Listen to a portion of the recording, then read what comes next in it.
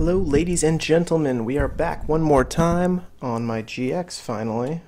Today I'm going to do the Glast Heim instance real quick. It should take us about 30 minutes, hopefully, to get through the whole thing. Generally, you don't need too much gear for this instance. I like to have both Bathory and Evil Druid carded armors for the different MVPs.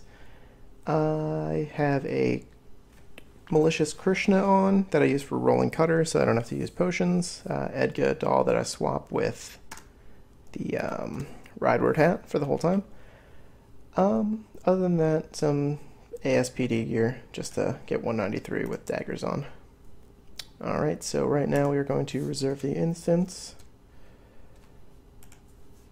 And this is one of those ones that's nice where you don't have to be in a party with 2 or more people. It can just be yourself.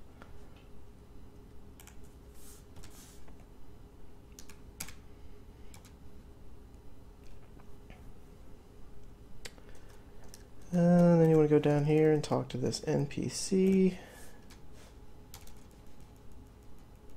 Scroll through everything he says really quick.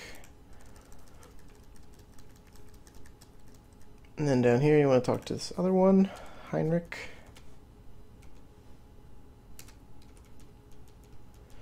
Until he's done with everything he has to say, and then they'll go on and they'll talk to each other for a whole little while. Eventually they'll spawn some Abysmal Knights up and down the rows and some Kalitzbergs, but generally it's not worth the effort of killing them, so I just kind of walk over here. And I also brought a couple other Katars. I have my Chakram on me, but I'm probably not going to use that at all. I use daggers for the MVPs because it's more fun. This inverse scale is good because the third set of monsters, the third part of this first room, is Raedrix, and those are dark, unlike the undead ones that are in here. So in undead ones you can use fire converters and the Krishna, but the inverse scale is really good for the Raedrix and the AKs and all the other things that are dark defense that come in the end of the first room and the beginning of the, well, in the whole second room. But right now I'm sitting over here on the edge of the first entrance, just waiting for the text to finish up. You'll hear them, they'll do like a little room-wide shout, so you'll see yellow text come up, and he says like he's banishing the AKs or something, I don't know. And then it'll open the door to the west. This is the longest wait time, so if you ever need to get a drink or something, you just start the instance, get in front of this door, go do what you need to do, and come back in like 5 minutes and you should be good to go. I don't think it really takes 5 full minutes, but it's quite a while, as you can see here, which is really annoying for the sake of this video. There we go. And now he's killing the AKs. Like if we were standing over there, you would have seen these AKs spawn, and then he kills whichever ones are left. And then it should open our door.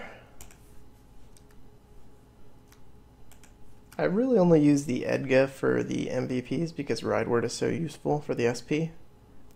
So, not really anything too crazy that we need to worry about. Oh, I did forget my Deviant backpack though, so hopefully I can tank this with Immune Fallen Angel Wing. It shouldn't be too bad. Alright, here we go.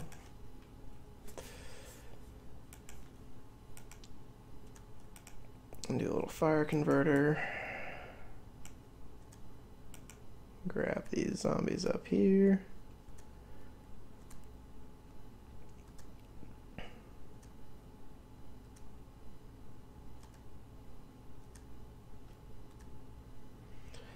And you just want to roll them all up into a ball and then do some rolling cutter.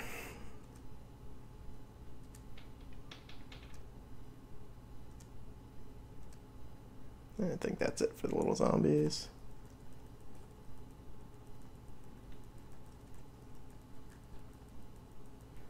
And then you spam rolling cutter until they're dead. If you want to save time, you could use an EDP there, but It's really not worth it. I like to save EDPs for the second room, because the second room's a little more dangerous. So in these rooms you can go kind of slow, pick everything up. It's more helpful if you have the DR on, because you can see their physical attacks are doing quite a bit of damage to me.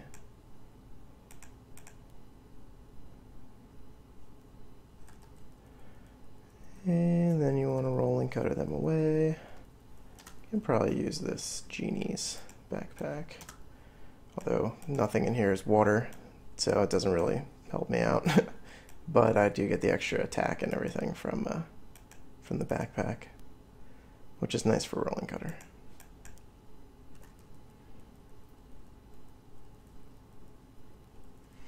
And the more that you can get into one mob and kill, the more time you're going to save, and the faster you're going to be able to get out of this. It's not like Face Worm where you get a better prize for doing it faster, so it's really no rush to finish it. But everything in here, you need to keep an eye out for like a little blue stone. It looks like a turquoise. Those are the coagulated spells. You probably all know what they are by now. But those drop from all these monsters as a low % chance. It seems like it's, I don't know, I'd say 0.1 or something. It's not like a card. It's definitely more common than a card, but still fairly rare. So those you can use to enchant your temporal boots. You also get the coagulated spells from the MVPs. Well, you don't get them from the MVPs, you actually get them from the NPC after you kill the MVP. It's like a little bonus reward, and you also get them in the end at the treasure room. But the temporal crystals to actually make the boots, they come from the MVPs and the NPCs. So right now you see there's a little NPC back here behind the wall. Normally the game wants you to walk around this huge spot to get back here. It's really annoying. You can save time just by going to that corner and talking to him through the wall. It seems like most of the NPCs that you have to talk to, there is something like that, so it's a nice way to save some time. So now the gateway open to the east, we can head to the second room.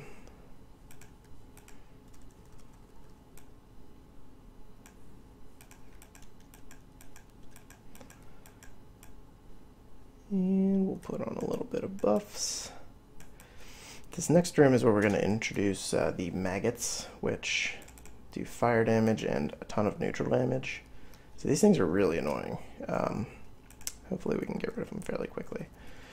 But normally you want to wear EDP on here for these because they hit so hard that the goal is really just to get rid of them as fast as you can. Make sure you have your fire converter on for these, as Holy does not benefit. They're, I'm not sure if they're undead or if they're earth, but I know fire helps. There we go, see? Coagulated spell over here, which is killer. The more you get while you're walking through the instance, the better the reward from the instance, so. This coagulated spell is really your main goal here, is to collect as many of those, because the temporal boots are only worth money if they're enchanted well. And in here you collect all your temporal crystals, you make a ton of boots, you +7 the boots, and then you enchant them if you're smart. I wouldn't enchant the regular ones because you can make so many temporal boots so easily. They barely cost anything. People sell the crystals for a really low price now. When it first came out, it wasn't worth doing it that way, but now it's definitely worth just getting a bunch of them, +7ing them, and then enchant the ones that are +7. But the NPCs where we talk to them and open up the next room is all based on the kill count from the room. So you have to kill a set number of zombies or wraiths or raedrix or whatever the creature is there. The maggots don't count towards the kills. It's just stuff that's actually walking around. Since those are like set off by walking by them, they're not considered monsters on the map.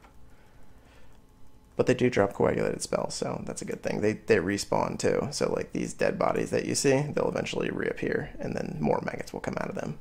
So if you do kill everything real fast, you can actually sit in the next room. When there was 2x drops, I sat in the last room for quite a while, spawning maggots and just farming them, because it's a good way to get coagulated spells. It's faster than rerunning the whole instance on a different character. And it's really, GX is the easiest and least supplies used. Genetic you use quite a bit more. I think if you have Instacast with like a hammer, it's a little bit better. You don't use as many supplies as like a regular normal human geneticist uses. But GX is something that everybody can have. Get it to like level 140, 150, and you'll get it. There's another coagulated spell in there. That's awesome. And I think my lucky day, did it proc? Yeah, it procced and I got a treasure chest. That's hilarious. So this is great. I haven't been through this instance in a very long time. And I forgot that it's actually quite bearable on a GX. You're not required to spawn these maggots or anything. They don't count for anything. So you can hide right over top of them.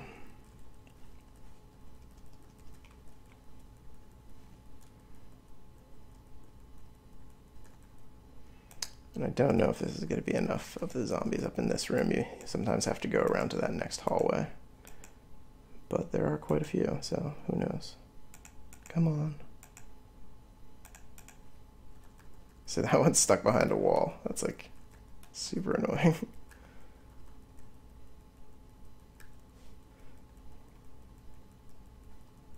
Can I even hit it with Cross Ripper? Nope. It's fully stuck behind that wall. So I don't know. I don't think that one's going to be enough to open it. So let's go around here and get some more.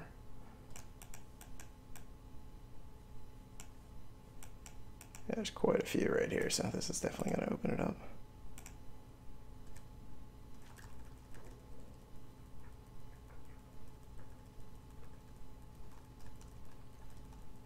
And it's kind of like Face Worm in the sense that you don't have to kill everything for it to open, just a certain amount, and then it'll pop open. So it doesn't require you to kill every single thing on the map, so there can't be the case of that one stuck behind that wall ruins the instance for us, which is nice that they thought of that. Because the creatures do fairly often spawn on tops of walls and stuff that you can't get to them. And that's the easiest way to get to the second NPC. It's just to walk up this little side stairs. Otherwise, you have to walk. If you weren't on a GX, it's really annoying because you'd have to walk up this staircase over here. That's got tons of these dead bodies, so you have to kill tons of maggots. It's nice if you are prepared to kill maggots and you want to farm coagulated spells, but... Okay, next room. This is Raedric time. We are going to put on the immune in inverse scale. Redstone sunglasses because they do Magnum Break. All right.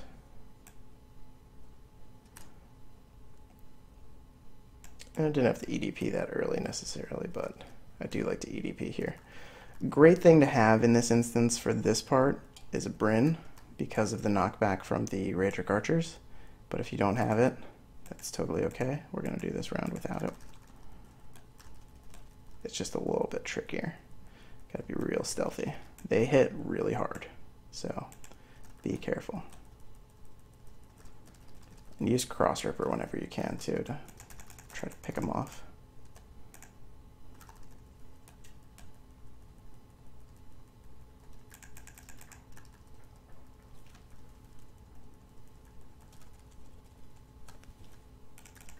Two fully loaded Cross Rippers should take them out with this gear.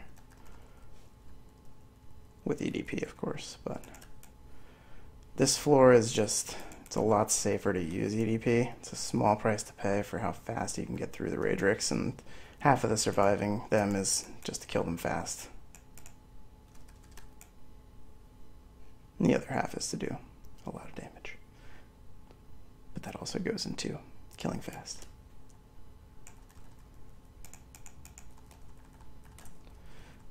I'm not on top of that archer.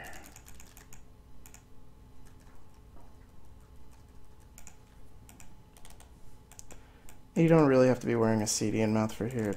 Better if I wore the pirate dagger. I don't know why I still have the CD in mouth on. But I do like using the CD against the MVPs. It's a nice hit lock. And with a lucky day, it's actually fairly decent DPS.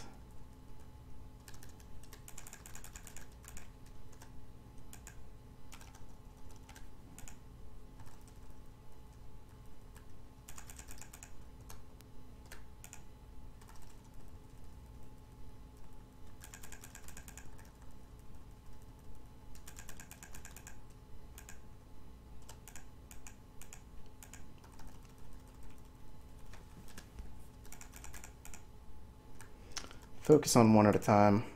If you try, I mean, you can get on top of them and get in between them to hit both with rolling cutter. Definitely do that if you can, but don't try to evenly spread your cross rippers amongst the crowd, because the more that you get rid of, the safer you're going to be. So just focus on one at a time. But I guess I shouldn't say that, because what you really want to do is focus on one with rolling cutter and another one with cross ripper. So you keep rolling cuttering until you get to like level 5, let off cross ripper at 1, keep rolling cutter till that thing dies, and then let off your second cross ripper, and the second one dies. I'm sure you can see that from the way that I'm actually doing it, but thought I'd explain it as well. And the Raedrix seem to be one where there's just the most. I think this is the longest part. And the second room is quite annoying in the sense that it's not based on the number that you kill. It's a random one creature. It's not like one creature, but it's random that a creature will set off the door opening. Or actually, it sets off the spawn of a mini-boss. And when you kill the mini-boss, the door opens. You'll see when we get there. It's definitely different. It's random to the point where it can take you 5 minutes to get through the whole second floor, or I've had cases where I haven't been able to get through the instance because the mini-boss just will not spawn. They just refuse.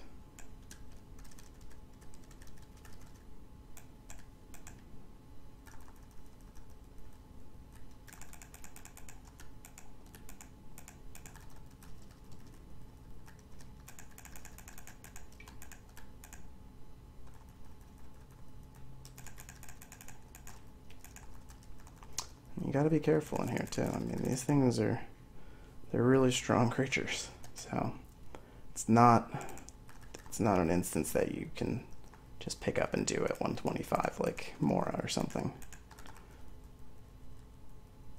But it's also a much more profitable instance than that.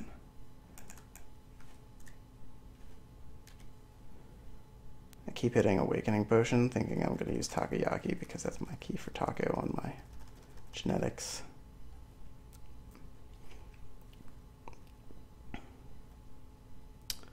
And you see, there was a close call there with that mob, so I mean, it'd be better if I had Deviant. This is where it gets tough when EDP runs out and you don't realize it. You gotta stand there and rolling cutter through this mob with a lower HP leech than you would have with EDP.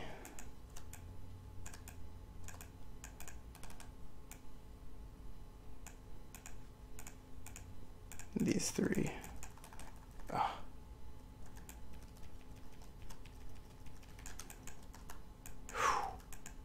It's close. Those three were really close to each other, and if I had a Bryn, I wouldn't have been knocked out, and I would have taken all three out easily. So, as you can tell, that having a Bryn here makes life a lot easier. But not for us, not today.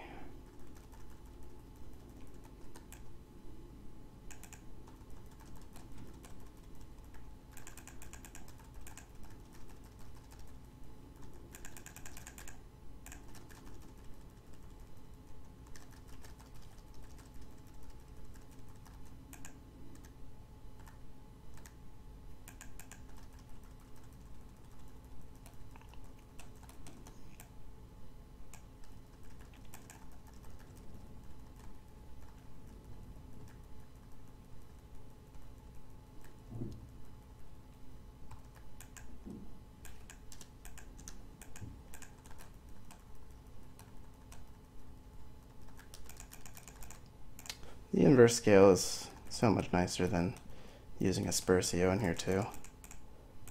Look at this thing is stuck in the wall.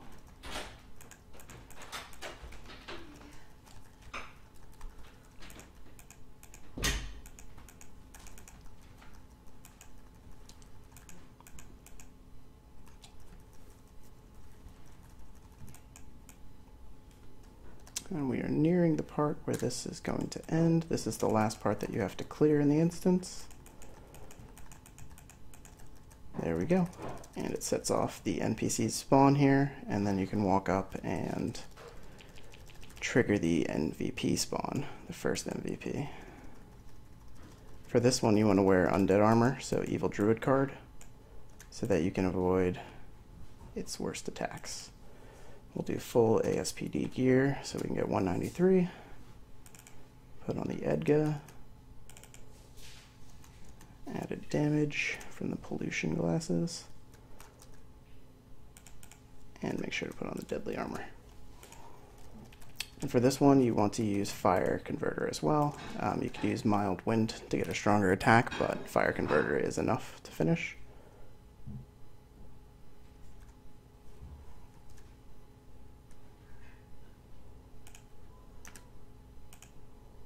And it is a fairly quick kill too, which is nice. We'll use Dark Claw here.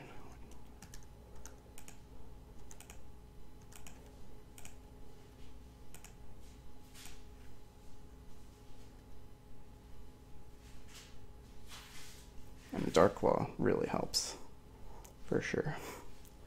And you can see it's a real quick kill on GX, which is why I favor Double Dagger for the first MVP. Well, actually for both MVPs, but the first one especially.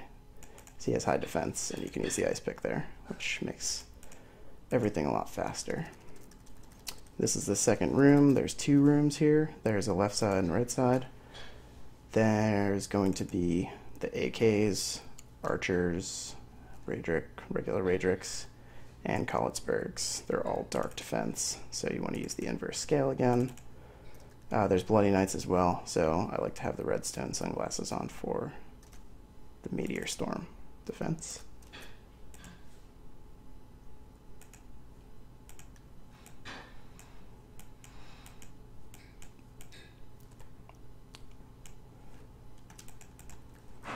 And the AKs, Bloody Knights, and Kollitzbergs are all boss, so they can see you in Cloaking Exceed. So don't think you can hide from everything. And this is one where you'll see a little pop-up come up in yellow text saying that evil forces are appearing in the area or something. And that means that the mini-boss has spawned. He's got set spawn locations. I think it's depending on where you trigger him to spawn from, but I can't say for sure. But he does spawn in a couple fixed locations. Wow, Bryn really makes this a lot easier, I never realized. And that's not the same yellow text I was talking about, but we should see it hopefully soon. But as I said before, it's completely random, so it could take us 5 minutes to get there, it could take us 35 minutes. Hopefully not. If it does, I will cut this.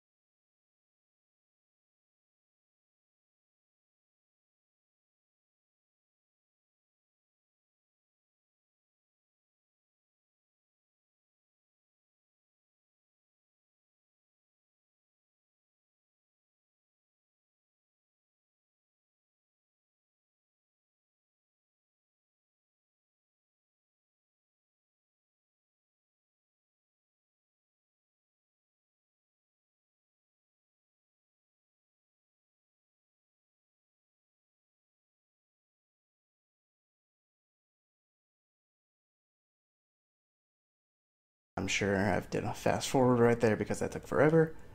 So now we just need to locate where this, it's like just a Lord Knight you have to look for. He's got a green outfit.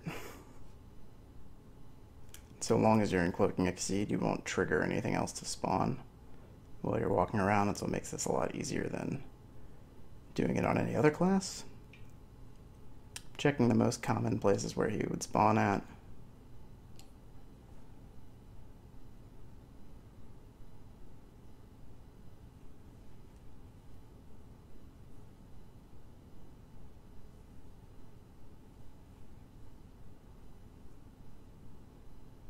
Doesn't seem like he's in any of the places that I usually find him. He might be on the outside up there, though. Up here. There he is. Alright, get him over here. Pop a takoyaki. Oh, kind of want to avoid being next to anything else, but close enough. Put on that Edgar.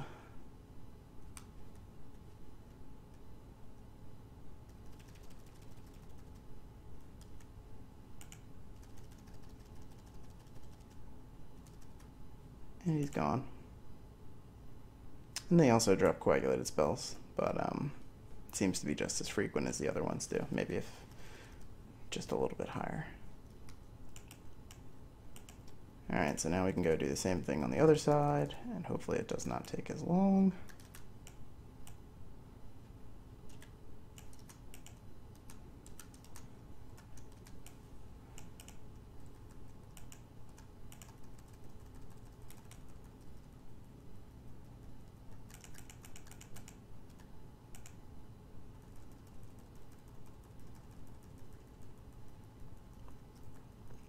And wow, the red Rideward hat is nice.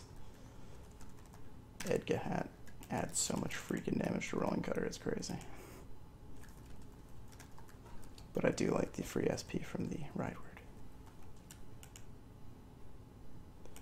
If you have to EDP, remember that there is an aftercast delay on EDP, so while you can't Rolling Cutter right after, you can definitely just start control clicking as soon as you EDP, and then wait for that. I'll see, that's perfect. That took a lot less time to spawn in here. So now we'll look around again for the most common places. Seems that he typically always spawns in this little room. Yeah, there he is. That's the most common spot for him on this floor. For me, at least. I'm sure other people have different experiences.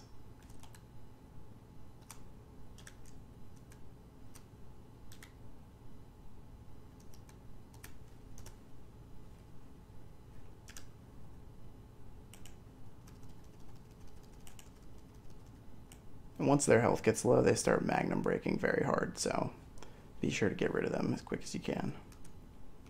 It's faster to swap to double daggers there, but really, you don't really need to go through that much trouble, especially if you've already EDP'd. Back to Krishna, because we've got maggots coming up right here.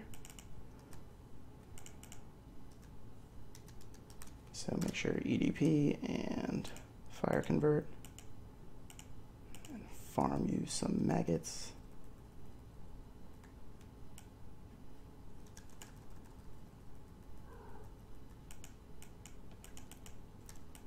And who doesn't like some round shells?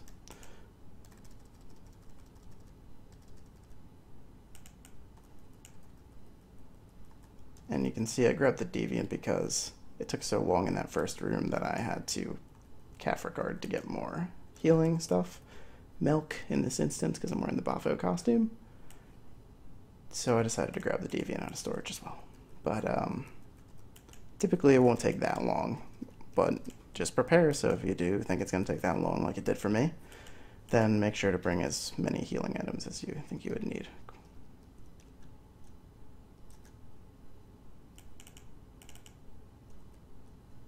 And I hope my instance isn't about to close. I hope that I just unhotkeyed that that little pop-up there. Make sure you have the battery armor on here too, because you can't do it with Evil Druid. And keep the redstone on because he does use another Magnum Break. And that's where Evil Druid will get you killed. Unless you're wearing like a Flame Guard garment, then you can wear Evil Druid, but it's easy enough just to use battery. Make sure you're at 193 attack speed. This is another one where you want to use a fire convert, but yeah, we'll just use fire convert because I'm lazy. You could do mild wind, but I think we'll be able to kill it fast enough to where it won't matter too much.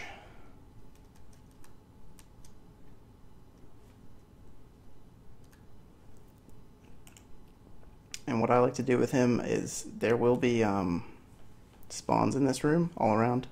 AKs, Bloody Knights, Rager Archers, stuff that'll really ruin your day. So what you can do is lure him back here to the stairs. Once you're back here, you can just unleash your assault.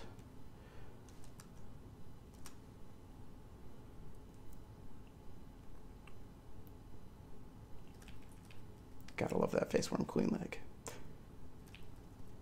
Oh, and I forgot I could Dark Claw. But do we really need to? It announces his health up here, so you'll know how far along you are with the kill.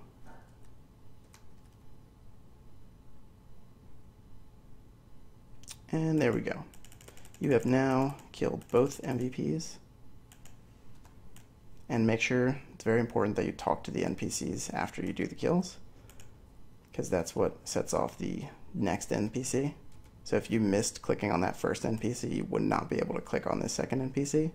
If you don't click on the NPCs and get those stones that you deserve, then you're not going to be able to open the treasure room, which is basically the whole reason you came here. Because the treasure room will give you, I think it's 7 or 8 coagulated spells. Why am I stuck in hide? That's weird. I'm like stuck in cloaking exceed. I can't use any skills.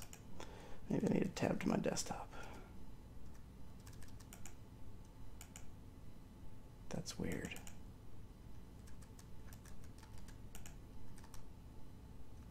I'm not 90% weight or anything. I can drop stuff, I can pick stuff up. So that means I should be able to click on stuff. There we go. Really strange. It was almost like I was stasised.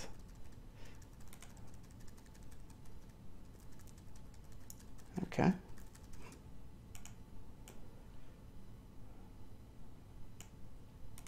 Treasure room is back into the first room. And to the right.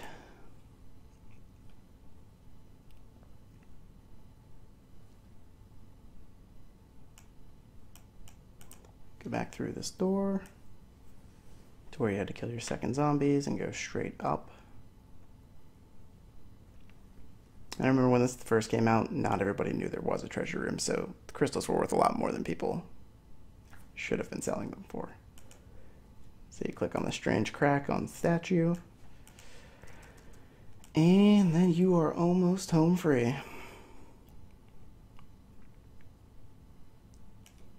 Okay, first statue never has anything in it. Click on them. Really the only thing worth grabbing is the coagulated spell. These bullions that drop 2 are nice.